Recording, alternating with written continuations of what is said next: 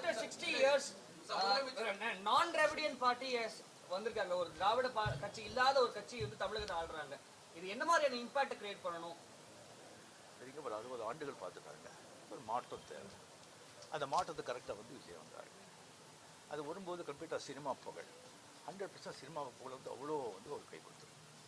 இளைஞர்கள், ladies and social media அது நல்ல ஒரு காரியம். ஓகே, நான் அவர் வந்து வாழ்த்து சொல்லலை, ஏர்போர்ட் போகும்போது வாழ்த்து சொல்லலை.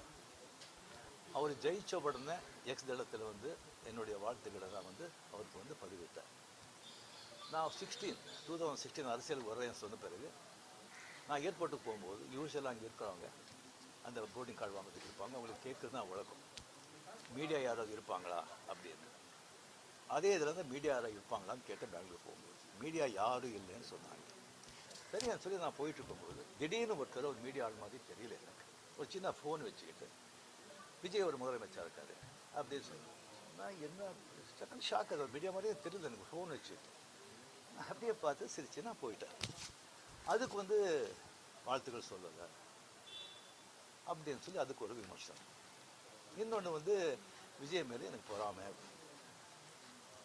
நான் அரசியல் வந்து இல்லை, அரசியல் நான் இல்லைன்னு சொல்லி விலகி ஆச்சு. அரசியல் நான் இல்லாத போது அவர் மேலே எனக்கு ஏன் பொறாமை? ஒருவேளை கமல்ஹாசன் ஏதாவது முதலமைச்சர் தான் எனக்கு பொறாமை வந்திருக்குமோ என்னமோ தெரியாது. அப்போ கூட வந்திருக்காது. கிடைக்கிறது கிடைக்காம இருக்காது, கிடைக்காம இருக்கிறது கிடைக்காது. ஸோ இன்னொன்று வந்து எனக்கும் விஜய்க்கு வந்து எனக்கும் விஜய்க்கு வந்து ஒரு ஜெனரேஷன் கேப், கிட்டத்தட்ட 25 இயர்ஸ் டிஃப்ரென்ஸ். நான் முதலையே சொல்லியிருக்கேன். நான் வந்து விஜயை வந்து நான் இதை கம்பேர் பண்ணிக்கிட்டா அது எனக்கு நல்லது இல்லை, கெட்ட பேர். விஜய் என்னை பற்றி கம்பேர் பண்ணிட்டா அவருக்கு நல்லது இல்லை. சின்ன வயசுலேருந்து அவர் பார்த்துட்டு இருக்காரு. அவர் சிஎம் ஆனதில் எனக்கு என்ன போகிறாங்க? அது இன்னும் இவ்வளோ சின்ன வயசில் 52 வயசில் எம்ஜிஆர் என்டிஆர் சாதனை பண்ணுறதை விட அதை விட ஜாஸ்தி. கம்ப்ளீட்டாக சென்டர் பிஜேபி எவ்வளோ பெரிய பவர்ஃபுல் சென்டர். இங்கே 2 பெரிய கட்சிகளை எதிர்த்து தனி ஆளை வந்து ஜெயிச்சிருக்காங்க. அது நம்ம சினிமா இண்டஸ்ட்ரியில் இருக்குது. எனக்கு அது பொறாமை இல்லை, ஒரு ஆச்சரியம் கலந்த ஒரு சந்தோஷம். அப்படியே யார் அப்ரிஷியேஷன், சூப்பர்.